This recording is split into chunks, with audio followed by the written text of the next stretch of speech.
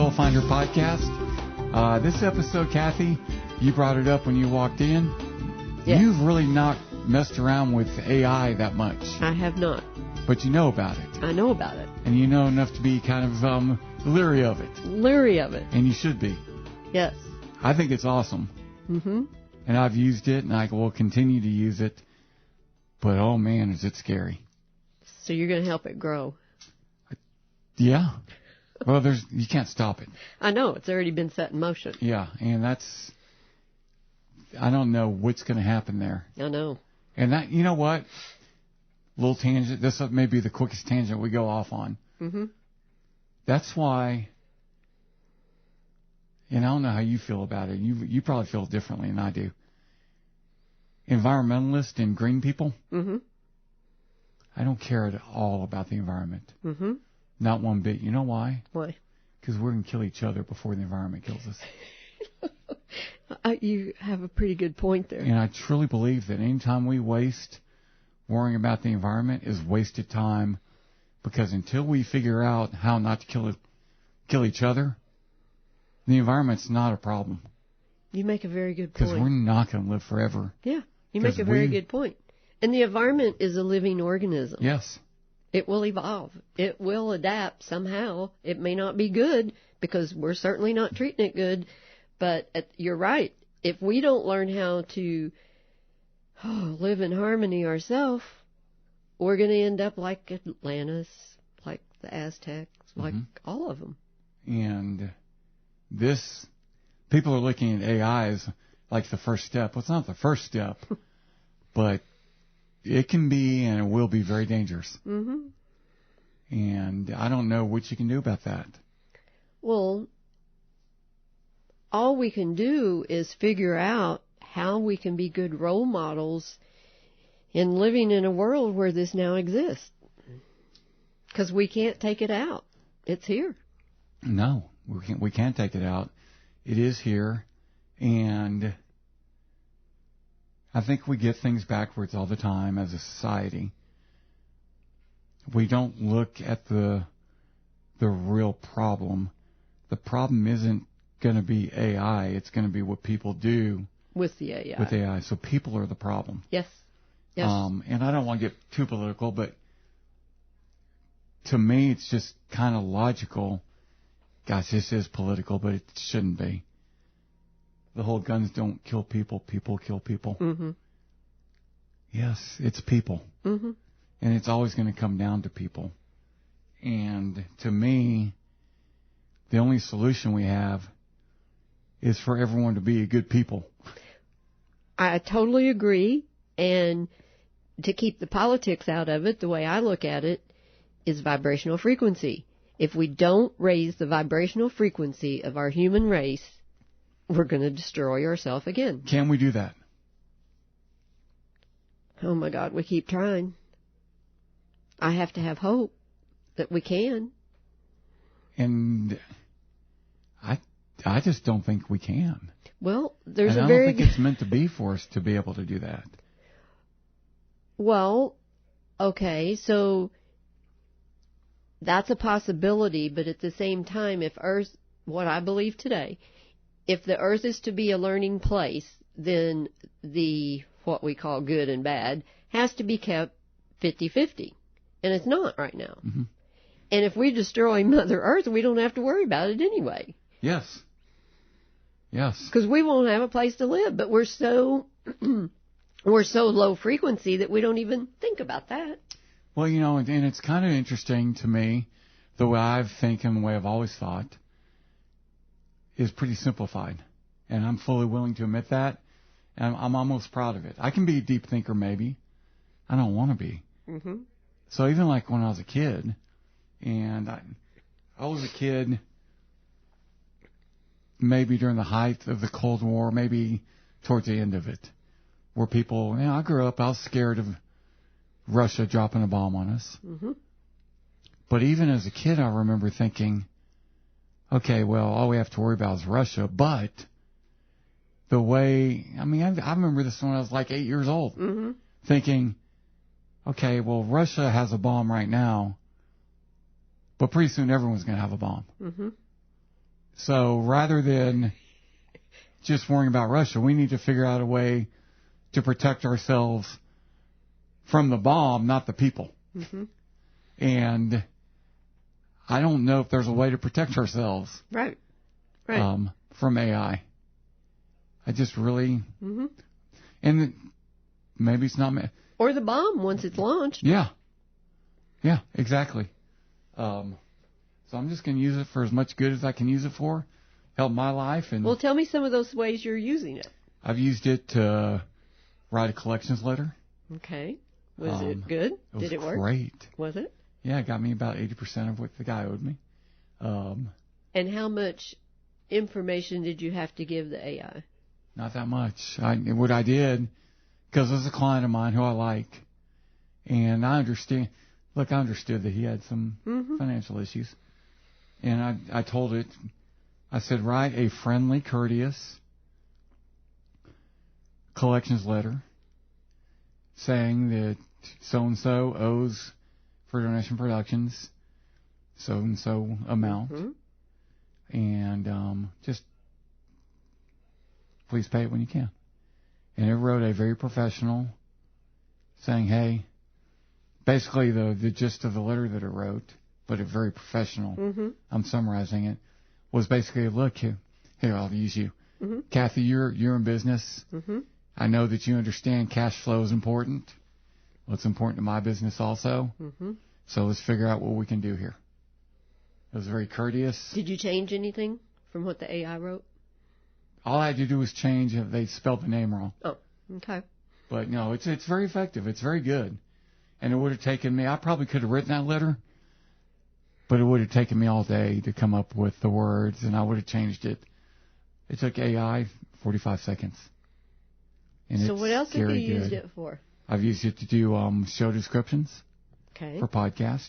Now, do you tell it I'll say write a podcast description for a podcast that goes into first-time home buying and is geared towards first-time home buyers and takes them through the process from the beginning to the end. And then it comes up with like 3 or 4 paragraphs. And does it use the keywords that If you need? If I say write, hosted by Kathy D. Carter and so if so-and-so. you give it to him, Yeah. you can't ask AI to put in keywords. Oh yeah, you can. Yeah, absolutely. Would you have to name them? That's what I'm asking. I don't know if I understand what you're asking. So could you say write a summary of this person using the keywords needed to... Oh yeah. Yeah. You want to try it real quick? Sure. Okay, you tell me what you type. I don't know. I haven't done this. Well, yeah, but you're What would you put in? How would you ask it to let's write do it. something? Let's try and do your podcast. Okay. Let's see how it goes. Write a description of a podcast hosted by, I wish I could type faster, Kathy D.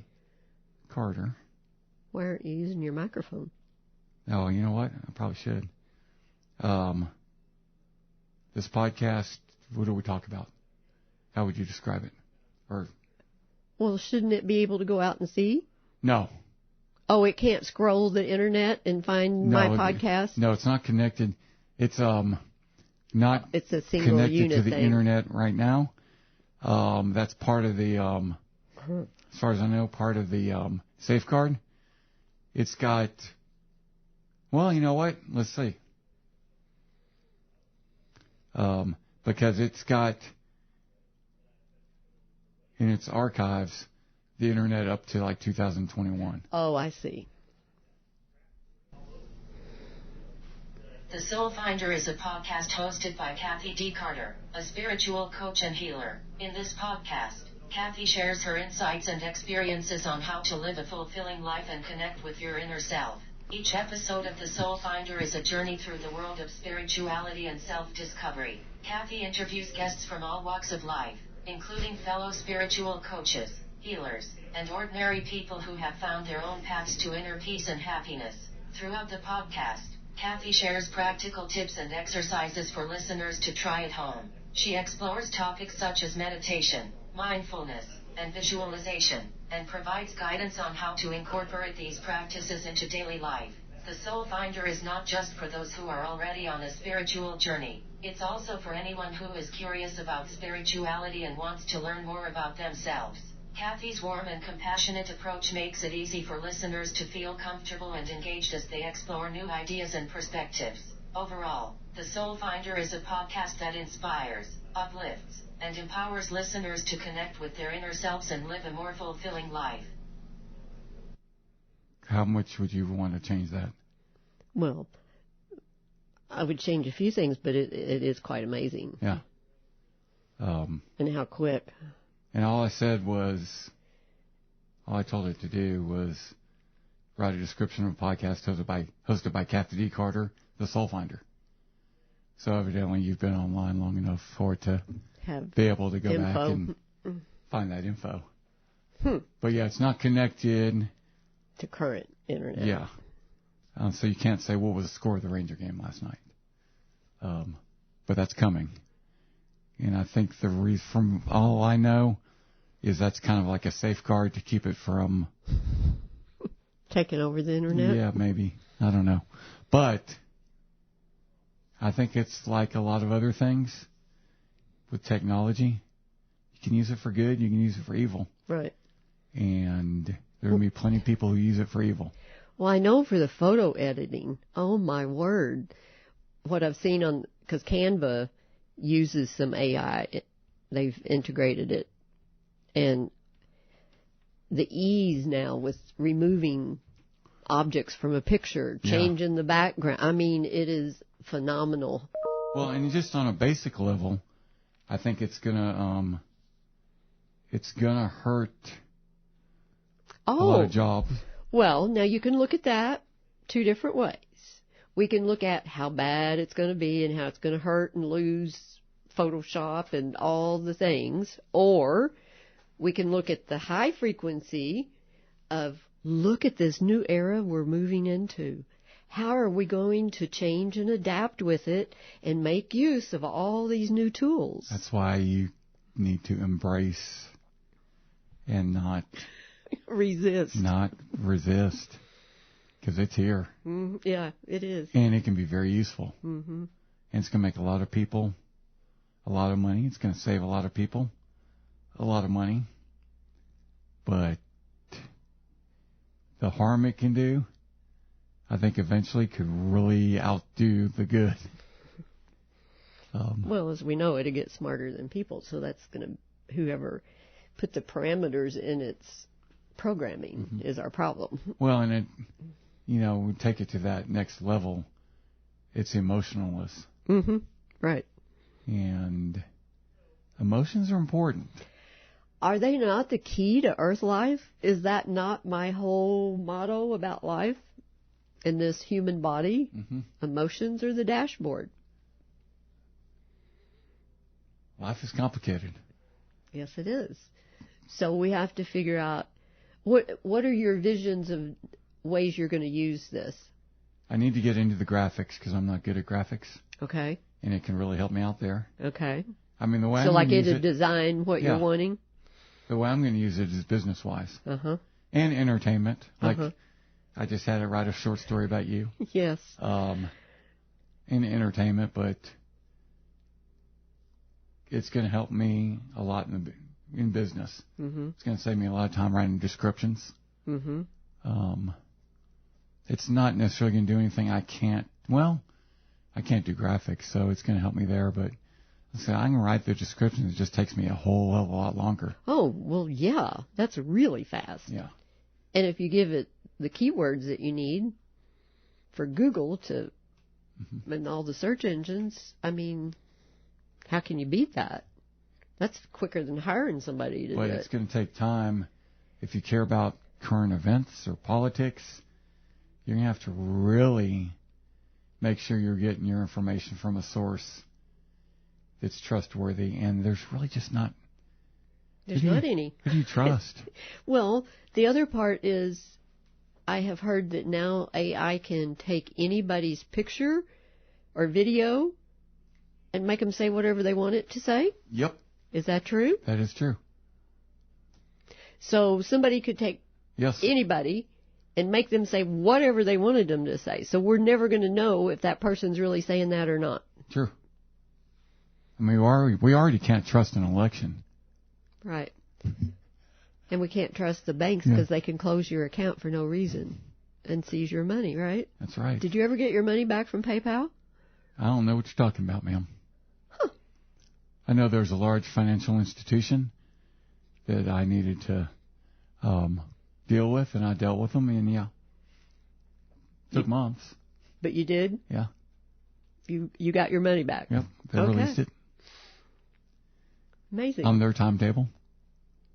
Yeah, it seems to be that we're being shown that they have, we abide by their timetable and by their rules and by their decisions. Yep, and we signed up for it. I know, and you agree to everything in those little agreements that you don't read. That's right. Because people need to know this one. I swore when I read it I was going to say this on air. So I was opening up a checking account and happened to read, I thought, man, I can't read that whole agreement. And so it just so happens they had a quick summary of the agreement. And in the quick summary it says, we can require you to give written notice of any withdrawals 7 to 10 days before. We are not enforcing that at this moment, but you are agreeing to this. Okay, you know what? You're going to way disagree with me on this. Mm-hmm. I don't have a problem with that if they're completely 100%, 1,000% transparent about it. Mm-hmm. And then they don't bury it. But it's buried. Yeah, that's what it's buried. That's like, what our whole problem is. If they were to tell you, look, up front when you do the account, hey, if you want to withdraw a large amount of money, we're going to need some notice. Mm-hmm. This and didn't here's our have policy. An amount limit on it. This did not have an amount limit. Yeah, I mean, I understand the logic, but don't hide it. Mm-hmm. Just be honest about it. It's just like the whole COVID situation with masks. I hated being told you have to wear a mask. I wouldn't have had a problem at all if instead of being mandated to wear a mask, they'd come out and said, hey, look, we don't know for sure, but wearing a mask seems logical. We don't know if it's going to work, but it kind of makes sense, so let's try it. Instead of, you will do this. Mm-hmm. And it's just the way it's delivered. Mm-hmm. What's your astrology sign? Virgo, but I'm right on what they call it, the lisp or the... Cusp or whatever? Yeah. Of what? Libra. Okay. Why? What does that mean? I don't know. I was just curious. Oh, okay. Yeah, I mean, just be transparent. Mm-hmm. And if you have a policy, own it. Be proud of your policy. And put it out there where everybody knows it. And once again, like the policy you're talking about, I can understand why that would make sense. I can understand it, but it's hidden. Yeah. And that's the thing, when I had my bank episode with Chase Bank, I found out from the lady at the bureau where you report your claims that every bank, every credit union, every institution that holds your money now has it in their agreement that they can close your account for no reason and seize your money. And people need to know that because it's hidden in the agreement now that keeps getting updated and people don't read it. So, yeah, it's on you. You didn't read the 40-page agreement that you can't understand half of it anyway. But that's the whole point of why they do it that way. It is. And it's just wrong. It is. Just completely And wrong. that's where we need to fix the people. And we need to have some logic when enforcing those policies. Because, yes, There's probably a good situation and a good reason that policy is there, but that doesn't mean it applies in every situation. Well, one of the, unfortunately, I think, what I've heard, who knows what the truth is anymore, but the truckers in Canada is part of what started this, I think. How's that? Because when the truckers did their thing in Canada, remember their bank accounts all got closed down? Yep. And their money was seized, so they couldn't continue to protest.